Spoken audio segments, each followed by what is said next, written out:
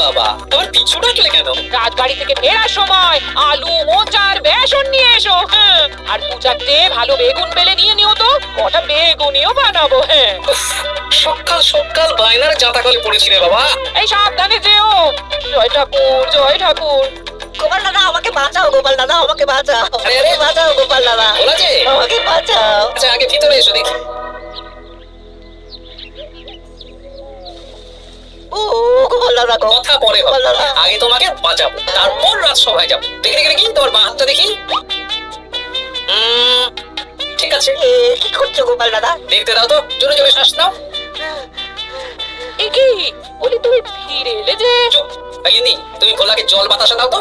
হ্যাঁ, এটাও ঠিক আছে। সব কি করছো গোপাল দাদা? না, তুমি তো বলছিলে তোমাকে বাঁচাতে, এবার তুমি যদি না মরো তাহলে কি করে বাঁচাবো বলো তো? গোপাল দাদা এই রসিকতা করো না তো। এই নাও, আগে জল বাতাসা খাও, মাথা ঠান্ডা করো, তারপর কি সমস্যা সেটা বলো। হ্যাঁ,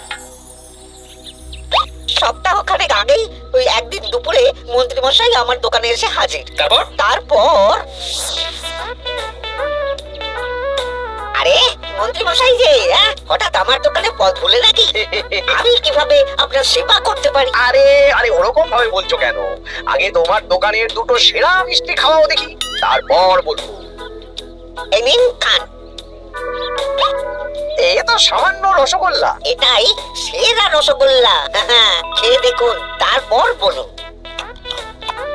বাহ, বাহ, বাহ, বাহ।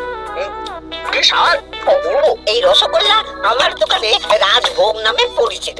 মহারাজ তো সব উৎসব অনুষ্ঠানে এটাই কিনে নিয়ে যান। আর সেই জন্যই তো তোমার কাছে এসেছি ভোলা। আমার প্রায় 1002 রাজভোগ লাগবে। 1002? এক সপ্তাহ পরে আমার লাগবে। আমার ছোট শালিকার বিয়ে বলে কথা। হয়ে যাবে। আর তা 2000 রাজভোগের দাম কত? আপনি 50 মোহর দেবেন। ঠিক আছে, এই যে এই নাও, 5 মোহর অগ্রিম দিচ্ছি। এটা রাখো, ঠিক এক সপ্তাহ পর সকাল সকাল নিয়ে যাব আর বাকি মোহর দিয়ে যাব। বেশ বেশ, আমি বানিয়ে রাখবো। তারপর এক সপ্তাহ পরে কি হলো? এক সপ্তাহ পর মন্ত্রী মশাই বটা আর ঘটা এলো। এই নিন মন্ত্রী মশাই, এক একটা হাঁড়িতে 100টা করে রাজভোগ রেখেছি। 20টা হাঁড়িতে ভরা আছে। গোটা গোটা তোরা ঝটপট হাঁড়িগুলো গাড়তে তোল। আচ্ছা মন্ত্রী মশাই, তোদের খিদে পেয়েছে নাকি? হ্যাঁ বাড়ি থেকে ভাত খেয়েই বেরিয়েছি, এত দূরে যেতে হবে তো। বেশ বেশ বেশ, ভোলা তুমি তাহলে আমাকে 4টে কচুরি দাও। খুব খিদে পেয়েছে গো। গিন্নি তো গতকালই সকালে চলে গেছে আই বুড়ো ভাত খেতে। তা তো হবেই, ছোট বোন বলে কথা। এই নিন, এই নিন আপনার কচুর। দাও।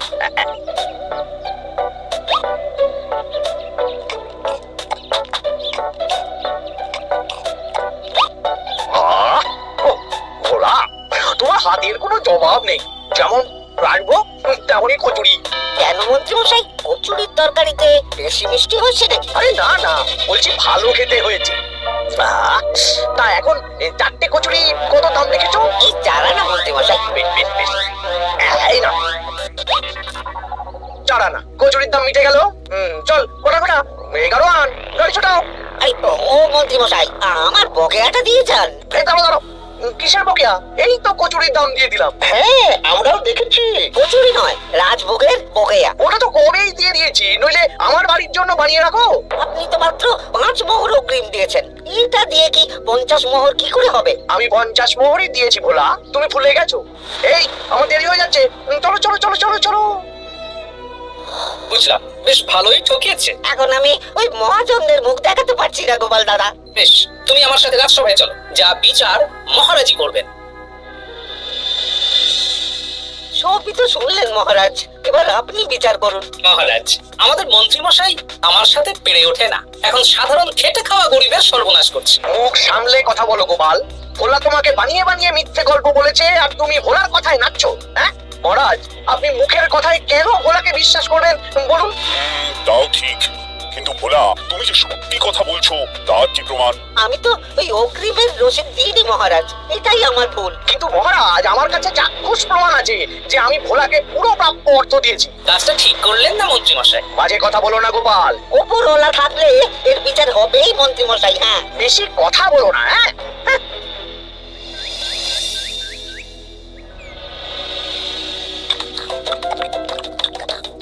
সত্যি দিদা তুমি এত সুন্দর মোচার চপ বানিয়েছো না? বেগুনিটাও কি মুচমুচে। বিকেল মানেই তো ভোলার দোকানের সিঙ্গাড়া। ভোলার কথা ভেবে খুব কষ্ট হচ্ছে জানিস। সত্যি দিদা, ভোলা কাকুর দোকানে যদি এত সুস্বাদু মোচার চপ বেগুনি বানাতো তাহলে দোকানে না লোকজন ভরে যেত। দেখি আজই ভোলার সাথে কথা বলবো। ওর 45 মোহর লোকসান হয়ে গেল রে। বলো না বলো, তাহলে তো ঝক্কি করে নিজেকে বানাতে হয় না, মাঝে মাঝে না হয় কিনেই আনবো। বেশ, আমি এক্ষুনি যাচ্ছি ভোলার দোকানে। সবই তো বুঝতে পারছি গোপাল দাদা, কিন্তু আমি তো মোচার চপ বানাতে পারি না। আরে বাবা, সেই না হয় তোমাকে আমার গিন্নি শিখিয়ে দেবে। বিকেলে শুধু সিঙ্গাড়া না বেচে এর সাথে বিভিন্ন রকমের চপ, তেলে ভাজাও ভাজো, দেখো লাভ অনেক বাড়বে। হ্যাঁ, ঠিক আছে, তাহলে আজকে আমি ওই দোকান বন্ধ করে মা ঠাকুরনের কাছে যাবো রান্না শিখতে। এসো এসো এসো।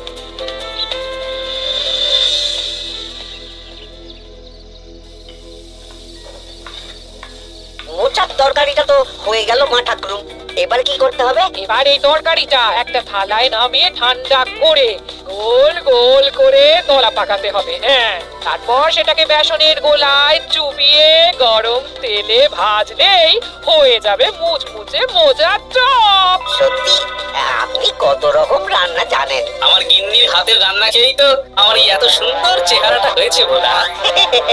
কালকে থেকে তাহলে বিকেলে ওই মোচার চপ বানাচ্ছি। হ্যাঁ, বেগুনিটাও মোটামুটি ওই বানাতে জানি, তবে এই আপনি একটু বলে দিলে আরো ভালো হবে। বেগুনির জন্য বেসনের মধ্যে একটু কালো জিরে দিতে হবে, আর একটু ওই কি বলে খাবার সোডা, খুব সামান্য, তাই তো?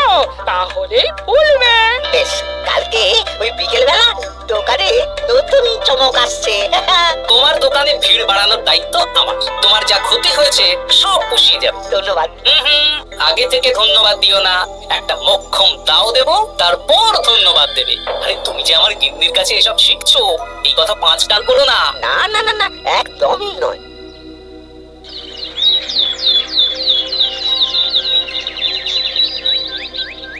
আসুন আসুন, আজকে থেকে আমার দোকানে বিকেলে নতুন চমক, মোচার চপ আর বেগুনি। দেখে যান, চেখে যান, বেগুনি মোচার চপ একবার মুখে পড়লে খাবেন গপাগপ। আসুন আসুন। দাদা, আমাকে 4টি মোচার চপ আর 4টি বেগুনি একটু ঠোঙায় ভরে দেবে। আমি আমি বুড়ো মানুষ, আমাকে দুটো বেগুনি দেবে বাবা। বাড়িতে গিয়ে আমার মুড়ির সাথে মুড়ি দিয়ে খাবো। ভোলার তো ভাগ্য খুলে গেল মন্ত্রী মশাই। বলিস কি, আপনি এত বড় ঠকানোর পরেও ভাগ্য খুলে গেল? ভোলার দোকানে লোক কিলবি করে আসছে। ভোলা আজকে থেকে বিকেল বেলা মোচার চপ আর বেগুনি বিক্রি করছে, আর গোপাল ভোলার হয়ে লোক যাচ্ছে। শুধু কি নামেই কাটছে নাকি সত্যি সত্যি ভালো খেতে? এই তো একজনকে দিয়ে আনিয়েছি, খেয়েই দেখুন। বাহ, সত্যি ভালো খেতে দেখছি। বেশ যত্ন নিয়ে বানিয়েছে মনে হচ্ছে। আমার শাশুড়ি আমার এসব তেলে ভাজা খেতে খুব পছন্দ করে। কি? তা ওনাকে একদিন ডেকে খাওয়ান না। হ্যাঁ, শ্বশুর বাড়ির সম্পত্তিটা হাতানোর জন্য শাশুড়িকে হাতে রাখতে হবে। দেখি একদিন নিমন্ত্রণ করব, ভালো মন্দ খাওয়াবো, একদম চপ, মিষ্টি, ছানার কোপ্তা সব খাওয়াবো।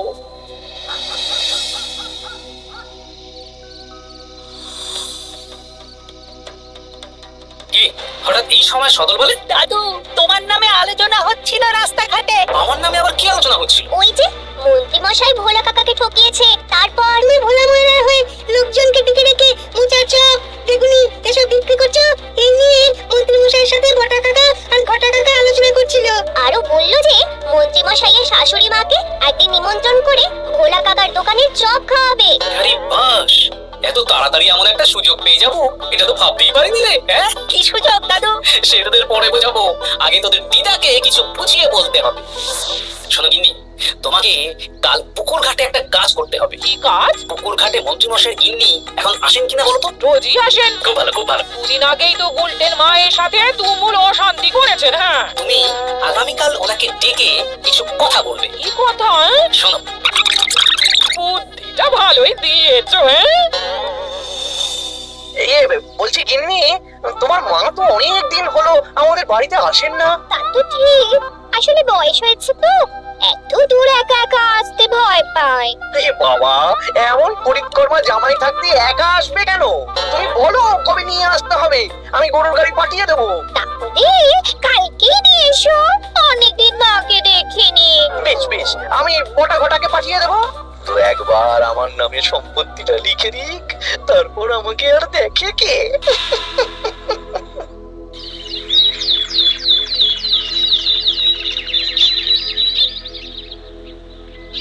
গিন্নিমা কেমন আছেন? আজকাল তো আর আমাদের সাথে কথাই বলেন না। কি কথা বলবো ভাই, তোমাদের সাথে তো বললেই ঝগড়া হয়। দেখলে না, কদিন আগে গোলটির মায়ের সাথে ঝগড়া হলো। যা বলেছেন, দোষটা গুলটেন মায়েরই ছিল। সামান্য ব্যাপার নিয়ে ঝামেলা করলো। তা তোমার কি খবর গো? সবকিছু ভালো তো? হ্যাঁ হ্যাঁ হ্যাঁ, এখন আরো ভালো হয়ে গেছে। হ্যাঁ, কর্তা একটু বেশি রোজগার করছে, এই আর কি। মানে তোমার কর্তার একার বেতন বেড়েছে নাকি? না না না না, বেতন একই আছে, কিন্তু এখন তো বিকেল বেলা ভোলা ময়রা দোকানে বসে মোচার চপ আর বেগুনি বিক্রি করতে সাহায্য করছে। তাই ভোলা ময়রা ওকে একটু ভালোই পয়সা দিচ্ছে। ও, তা কেমন লাগছে মোচার চপ বেগুনি? পুরো অমৃত। কালকে ব্যবসা শুরু করেছে, আজকেই কৃষ্ণনগরে সবার মুখে মুখে ছড়িয়ে গেছে। তাই বুঝলি? আমার মায়েরও না তেলে ভাজা খেতে খুব পছন্দ। তাহলে আর দেরি কেন? আজকেই খাওয়ান, স্বাদ যেন মুখে লেগে থাকবে। কি গরম মশলা দিয়ে বানানো। হ্যাঁ, হ্যাঁ। বেশ বেশ। কি গো গিন্নি, কথা হয়েছে? হ্যাঁ হ্যাঁ হ্যাঁ, মন্ত্রী গিন্নির কানে যা সুন্দর আর দিয়ে দিয়েছি। সবচেয়ে মজার ব্যাপার কি জানো? কি? মন্ত্রী মশাইয়ের শাশুড়ি মা আজকেই আসছেন। হ্যাঁ, ব্যাস, তাহলে আজকেই তো মজা জমবে। তুমি তাহলে চটপট খাবারটা খেয়ে নাও। হ্যাঁ, তারপর আমাকে আবার ভোলার দোকানে যেতে হবে। হ্যাঁ, মন্ত্রী মশাইয়ের উচিত শিক্ষা হওয়া দরকার। একটা সাধারণ খেটে খাওয়া মানুষের এত বড় সর্বনাশ করলো। কি বলা, কি করছো? এই তো বিকেলের ব্যবস্থাই করছি। মোচার চপের সব কাজ শেষ, এখন ওই বেগুন কাটছি। শোনো, তোমার সাথে একটা গোপন কথা আছে। কথা গো গোপাল দাদা? আজ বিকেলে মন্ত্রী মশাই বা ওনার সাঙ্গপাঙ্গ কেউ একটা আসবে। চপ মিষ্টি যা নেবে তার মধ্যে আমি একটা ওই আলাদা ছোট ছুরি রাখছি। এবার জমবে মজা। আসুন দাদা আসুন, সেরার সেরা মোচার চপ, দুর্দান্ত স্বাদ। ভোলার দোকানের চপের কাছে বাকি সবাই বাদ। দাদা, আমাকে 6টা মোচা চপ দেবে দেখি, দক্ষিণ গ্রাম থেকে আসছি। বাবা বাবা বাবা, এক দুদিনেই আমার দোকানের নাম দিকে দিকে পৌঁছে গেছে। কার বলতে? আসুন দাদা, আসুন দিদি, আসুন সবাই মিলে চপ বেগুনি মিষ্টি খান, চিবিয়ে কামড়ে গিলে। ওই তো মন্ত্রী মশাই নিজেই আসছেন। কিরে ভোলা, দোকানে নতুন কর্মচারী রেখেছিস নাকি? বাজে কথা বলবেন না মন্ত্রী মশাই, কোনো কাজই ছোট নয়। যাকে যাক, বেশি কথা না বাড়িয়ে আমাকে 6টা মোচার চপ, 6টা বেগুনি আর 12টা রসগোল্লা দে তো। আরে বা বিনামূল্যে দিতে পারবো না। আরে না না, পয়সা এনেছি। মোট কত হয়েছে বল? 1 মোহর 7 আনা। এই নে, ধর ধর। আপনি বসুন, একদম গরম ভেজে দিচ্ছি। বেশ বেশ, তাই দে। আমি ওই দোকানের ভেতর থেকে রসগোল্লাগুলো আনছি। এই নিন মন্ত্রী মশাই রসগোল্লা। এই তো চপ বেগুনিও ওই লাল হয়ে গেছে, একদম গরম গরম ঠোঙায় ভরে দিচ্ছি। বাড়ি গিয়ে জমিয়ে খাওয়া দাওয়া হবে। সবাই আসুন, দেখুন এই দোকানে রাজ্যের মন্ত্রীও কিনছেন। আসুন আসুন।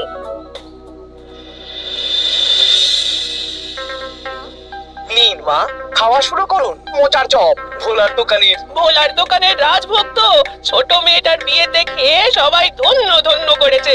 দেখি এবার মোচার চপটা কেমন হয়েছে। হ্যাঁ, আগে খেয়ে নিন কেমন, তারপর আপনার জমি জায়গা এসব নিয়ে আলোচনা করব। দেখি সবাই এত বলাবলি করছে, খেয়ে দেখি। ওরে বাবারে, ওরে বাবারে, কি ঝাল রে! ও মা গো, কি ঝাল গো! চলে গেল, চলে গেল, চলে গেল। সেই আগুন জ্বলছে। ও মা, কি ঝাল দেখি তো। ঝাল। বাবা গো, তো আগুন ঝাল। ওরে বাবারে, ওরে বাবারে। এই তো মিষ্টি মিষ্টি মিষ্টি। এই যে এই রসগোল্লাটা খাই। ওই দেখি দেখি দেখি রসগোল্লা দেখি।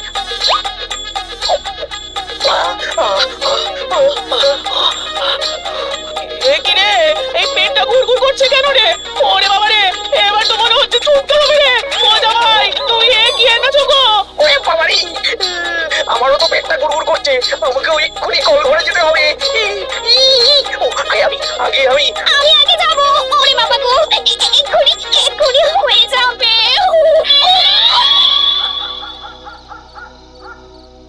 আর পাচ্ছি না 6 বার হয়ে গেল। আমার 5 বার। আমি তোমাকে মেরেই ফেলবো। এই বুড়ো বয়সে এত ছোটালে। আমি কি জানি, সব ওই ভোলার দোষ। কালকে রাজসভায় বলবো। ওরে ওরে, আবার যেতে হবে।